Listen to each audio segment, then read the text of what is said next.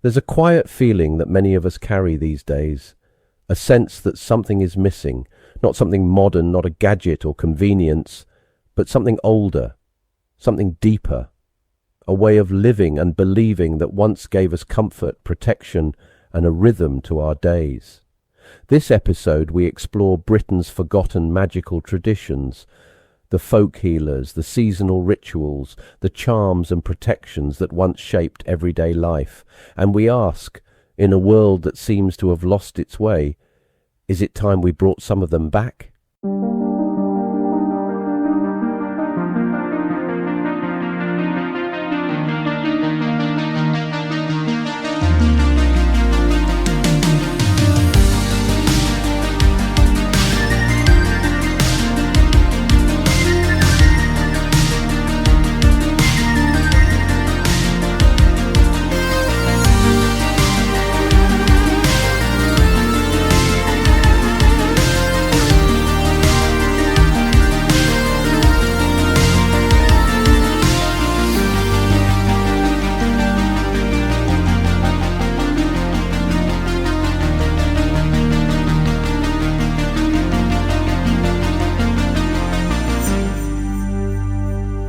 Before the rise of modern medicine, before streetlights and screens and sterile waiting rooms, there were other ways of understanding illness, misfortune and mystery. In villages scattered across the British Isles, you might once have found the cunning man or wise woman. People turned to them not only for herbal remedies, but for help with strange dreams, curses, and the invisible weight of bad luck. They knew the land, what nettles could draw out fever, what yarrow could stop bleeding. But they also knew how to lift the evil eye, how to place a protective charm beneath a child's pillow, or how to draw down a spirit that was troubling the home. This wasn't fantasy. This was everyday life. People believed illness might come from a curse, a wandering spirit, or a break in the natural balance, and so they used herbs, yes, but also rituals, symbols, and intention. Some households hung Rowan crosses over their doors. Others buried a witch bottle beneath the hearth, filled with pins, hair, and even urine to ward off harmful magic. Today, these practices seem strange, but for centuries they were how people stayed well and stayed safe. Some notable ancient healers and cunning folk of Britain. Mother Shipton, 1488 to 1561, Yorkshire prophetess and healer. Real or semi-legendary, Ursula Southiel, better known as Mother Shipton, was said to have been born in a cave in Knaresborough. Feared and respected, she was known for her strange appearance and uncanny predictions, many of which were said to come true, including foreseeing the Great Fire of London. She also provided herbal cures, charms, and spiritual guidance to locals. Though later mythologized as a witch, many believe she was a classic example of a village seer and healer. Old Mother Redcap, real name unknown, London wise woman, operating in Camden in the 1600s and 1700s, this woman became so famous that an inn was named after her, Mother Redcap's Tavern. She was a cunning woman and local herbalist, feared for her powers but frequently sought after by the desperate. Over time, stories turned her into a sinister figure, some claiming she poisoned husbands and lived for over 100 years, but at the heart of the tale is a respected, self-reliant female healer.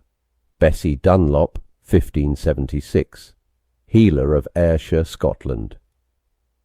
A well-known Scottish wise woman, Bessie Dunlop, she claimed to be guided by a spirit named Tom Reed, and many of her cures and herbal remedies were said to be effective. She was eventually accused of witchcraft and executed, despite no evidence of harm. Her trial records survive and offer a vivid portrait of the clash between folk medicine and state religion. Anne Izard, 1770s to 1838, Norfolk's cunning woman. Anne was a rural healer in Great Paxton, Cambridgeshire, known for her herbal knowledge and charm-making. When a local child died, She was accused of witchcraft and attacked by a mob. Her house stormed and her body dragged to the common. She survived the attack, and the case made national news, revealing how deeply folk belief still ran in 19th century England.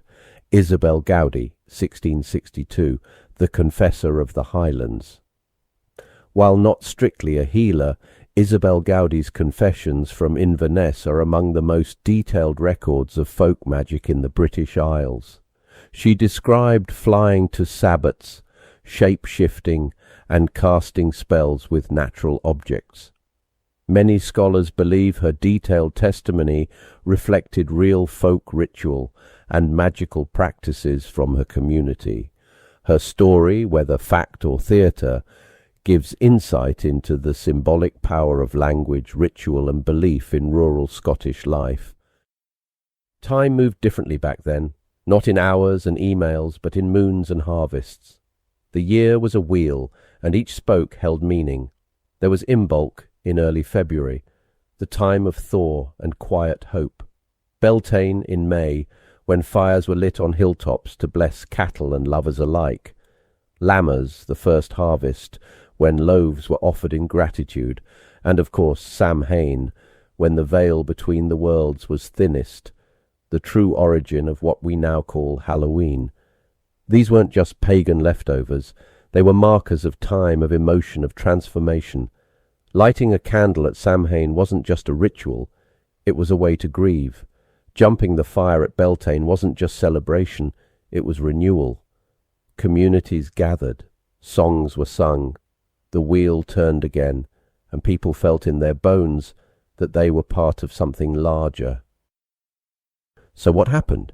How did we go from blessing wells and weaving corn dolls to Googling symptoms and booking in with Doctor Next Available? Some of it was the march of science. Modern medicine saved lives, and rightly so.